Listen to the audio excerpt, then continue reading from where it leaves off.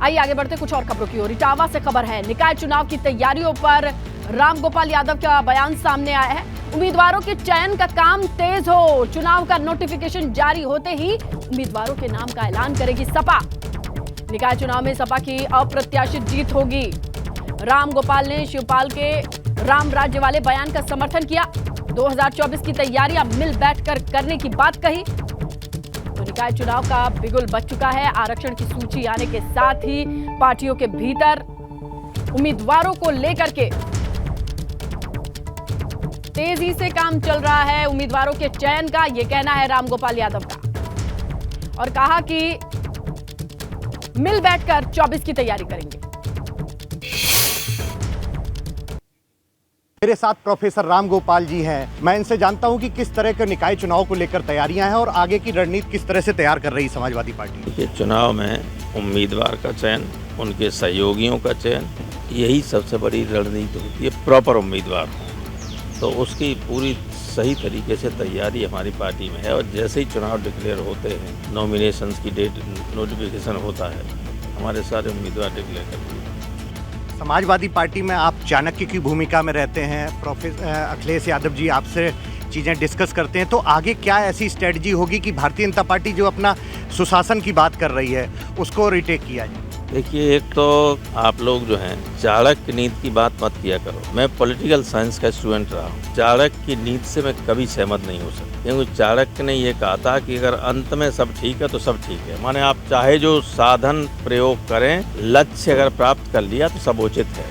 लेकिन हम गांधीवादी हैं, हम जानते हैं गांधी ने कहा था कि अगर लक्ष्य पवित्र है तो उसको प्राप्त करने के लिए साधन भी पवित्र होने चाहिए। तो आई कांट बी ए चाणक्य। तो इसलिए मैं ये कहता हूँ कि आप चाणक्य मत क्या करो। ये तो कूटनीति वाला आदमी था, हमारा कूटनीति से क्या बात था, हम तो सीधे रास्ते पे चलने वाले।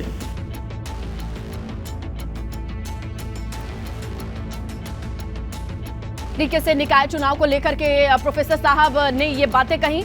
रामगोपाल यादव का कहना है, राष्ट्रीय महासचिव है समाजवादी पार्टी की ओर से, अब जैसे ही आरक्षण की सूची सामने आई है, कैंडिडेट के नाम को लेकर के सभी पार्टियां मुस्तैद हैं। एक तरफ बसपा भी मीटिंग कर रही है और उम्मीदवारों के चयन की प्रक्रिया में तेजी आएगी, ये रामगोपाल यादव का कहना है। हमारे सहयोगी अनुभव से ज्यादा जानकारी लेते हैं और आगे भी इस खबर पर हमारी नजर बनी हुई है, क्योंकि निकाय चुनाव की हलचल अब तेज हो चुकी है। आइए शिवपाल यादव ने राम राज्य वाले मुद्दे पर क्या कहा था, ये हम आपको दिखाते हैं।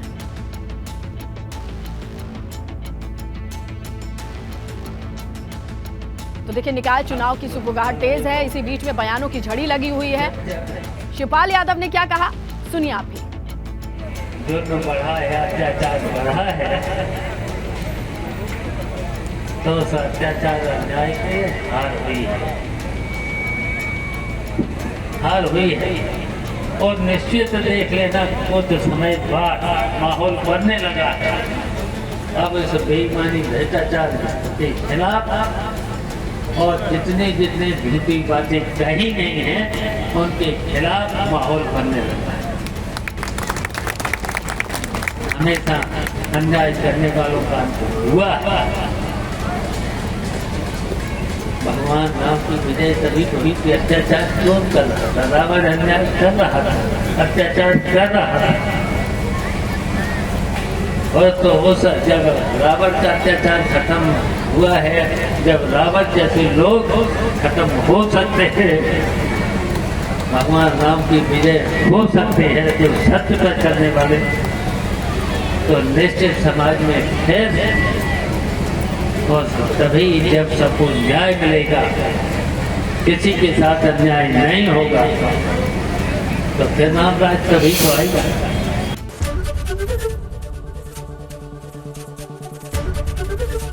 एबीपी गंगा, खबर आपकी, जुबान आपकी।